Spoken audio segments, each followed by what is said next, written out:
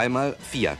Der kleine links mit dem 1,5 Liter Vierzylindermotor, rechts der große mit 2,3 Liter Sechszylindermaschine. Und hier das Kind der beiden.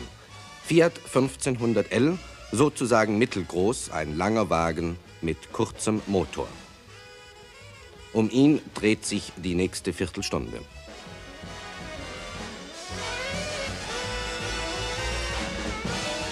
Viereinhalb Meter lang, 4 Türen, technisch vielseitig, aber schwer. Genau 1216 Kilo. So viel Gewicht zu bewegen, kostet Kraftstoff. Hier die Verbrauchswerte. In der Stadt, das hohe Gewicht muss ja immer wieder beschleunigt werden, 14,3 Liter.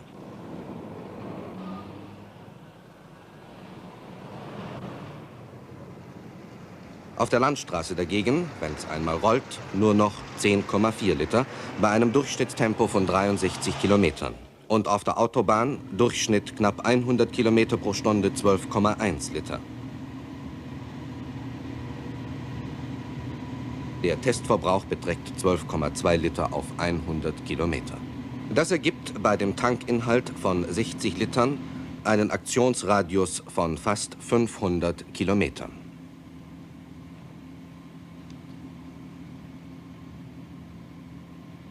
Der Tachometer geht beinahe genau.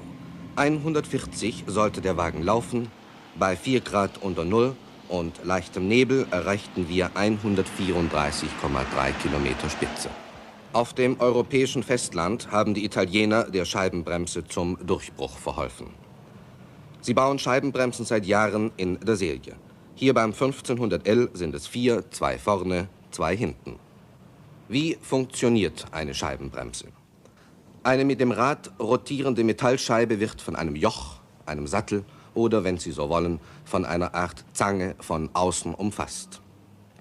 Es werden also gleichzeitig 2 Bremsbeläge von beiden Seiten mit sehr hohem Druck gegen die Scheibe gepresst, bis sie zum Stillstand kommt.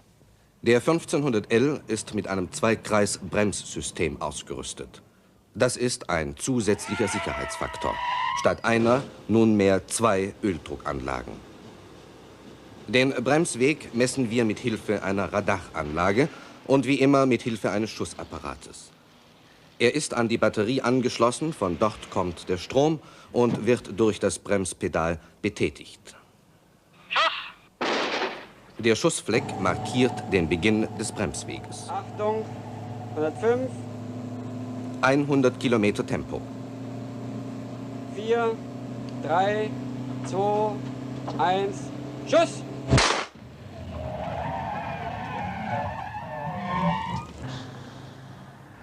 Vier Scheibenbremsen, 2 Bremskreise und pneumatisch-hydraulische Kraftverstärkung. Warum rutscht er dann schräg? Das zu ergründen, gehen wir auf einen TÜV-Prüfstand. Die Wirkung jeder einzelnen Bremse wird gemessen. Es zeigen sich Unterschiede. Ohne Zweifel mit die Ursache für die ungleiche Bremswirkung. Auf jeder dieser 4 Platten wird ein Rad gemessen.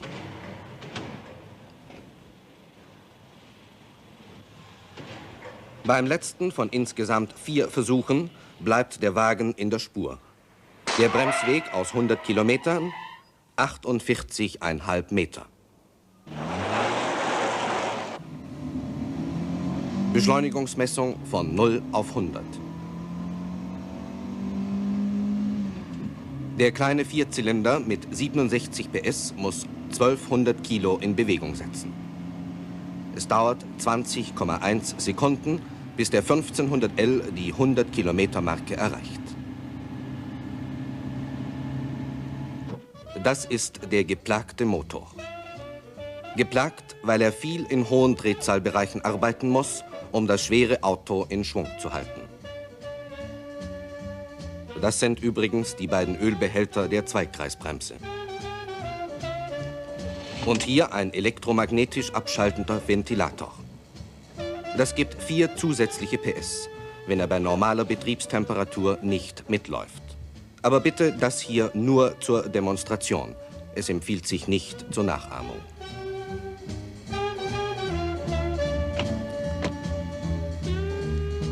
Das Ersatzrad unter dem Kofferraumboden? Nun ja, aber wann braucht man es schon heutzutage? Laut Statistik im bundesdeutschen Durchschnitt pro Wagen alle 1,5 Jahre. Falls man nicht mehr als 20.000 Kilometer im Jahr fährt. Die große, noch in Trapezform gehaltene Karosserie bietet ausreichende Kopfhöhe und genügend Beinfreiheit auch auf den Rücksitzen. Auch die hinteren Türen mit Ausstellfenstern.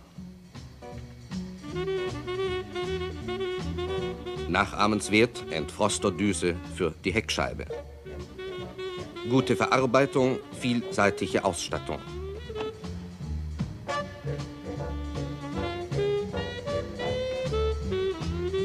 Bei gezogenem Starterzug und wie hier bei gezogener Handbremse ein warnendes Leuchtzeichen.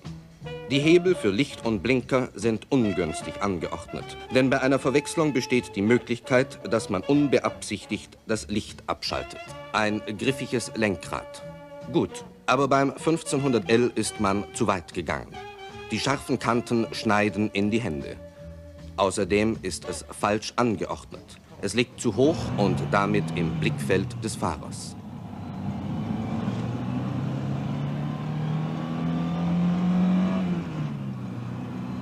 Um Lenk- und Kurvenfahrverhalten zu prüfen, gehen wir wieder auf die Rutschplatte.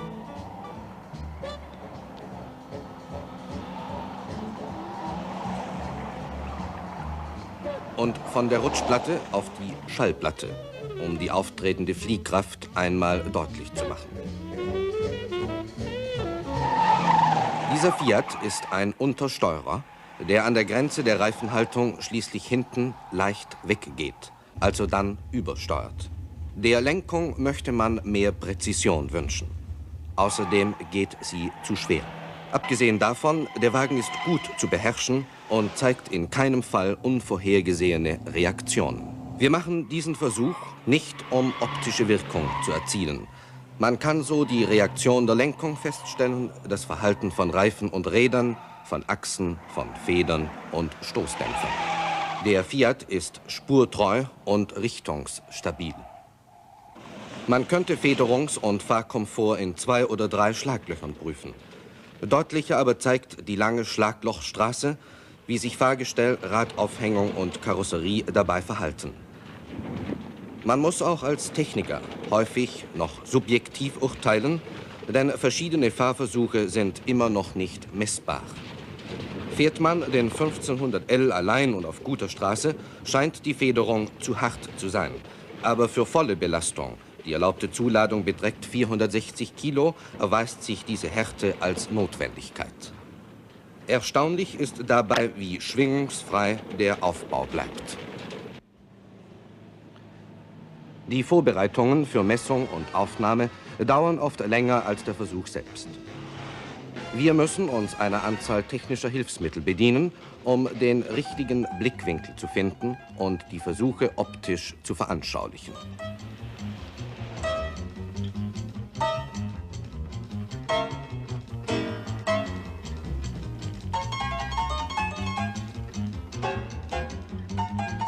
Der Turm wird gesichert, bevor er mit elektrischer Kraft angetrieben unser Kamerateam in die Höhe fährt. Die beste Perspektive für den Seitenwindversuch.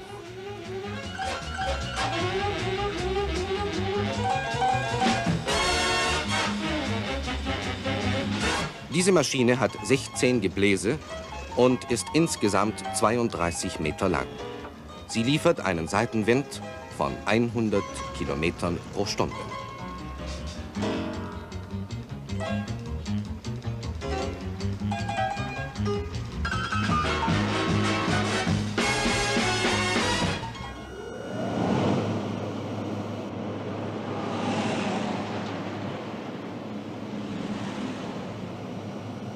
Zehn Meter hoch. Unser Kameramann Richie Weimeyer ist schwindelfrei. Muss er ja wohl auch sein.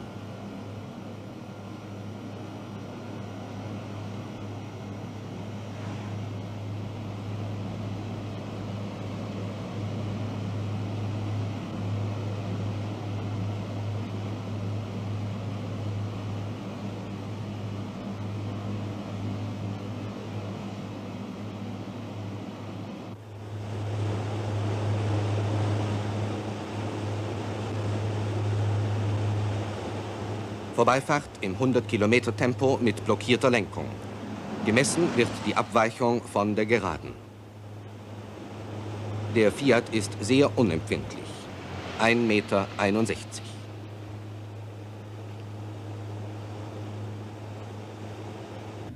Das Phonmessgerät begleitet uns auf der Autobahn.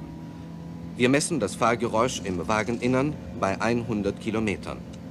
84 Phon, das ist auf die Dauer unangenehm laut.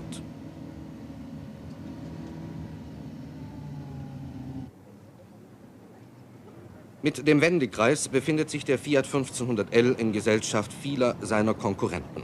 11,65 Meter sind zu viel im heutigen Verkehr. Und wie bewährt sich der Wagen im Winter? Um es vorwegzunehmen, gut. Für den Winterbetrieb haben wir natürlich, wie es sich gehört und wie es jedem zu empfehlen ist, Winterreifen montiert. 4 Winterreifen aus Sicherheitsgründen. Hinten für die Übertragung der Antriebskräfte auf die Fahrbahn und für die Vorderräder zum Lenken und vor allem zum Bremsen.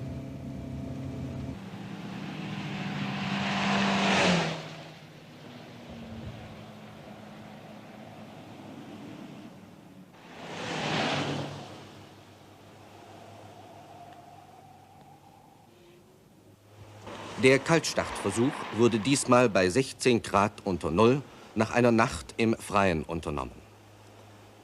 Sie wissen ja, wie man einen kalten Motor richtig startet. Startzug ziehen, Kupplungspedal durchtreten, Gaspedal nicht berühren, dann starten. Der Fiat 1500 kommt bereits nach 8 Sekunden.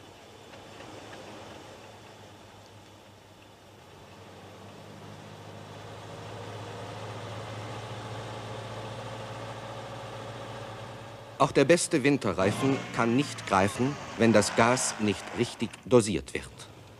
Mit ein bisschen Gefühl und ein bisschen weniger Gas geht's besser. Wie überhaupt im Winter die leichte Hand und das gute Gefühl wichtig sind. Man muss sich umstellen. Jeder kann das, wie die Praxis zeigt. Im März haben die Karosseriespengler viel weniger Arbeit als im Dezember. Der Wagen fühlt sich in den Bergen wohl. Er ist ein guter Kletterer.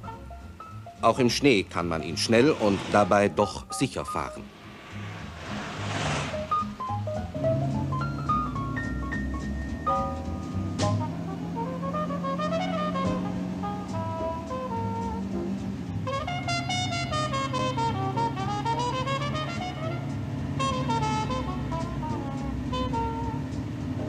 Und hier die Kosten. Steuer pro Jahr 216 Mark.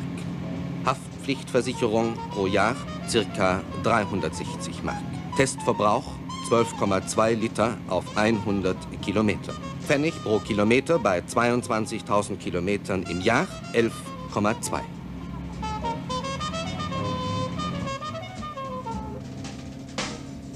Dieser Fiat ist der richtige Wagen für jemand, dem großer Raum und vielfältige technische Ausrüstung mehr bedeuten als Tempo und Temperament. Diese zwei Eigenschaften sind nicht seine Stärke. Der Fiat 1500L kostet 7.490 Mark. Er ist damit bei uns billiger als in Italien und bewegt sich in einer Preisklasse, die den großen Komfort und die repräsentative Ausstattung unter üblichen Voraussetzungen nicht ermöglichen würde.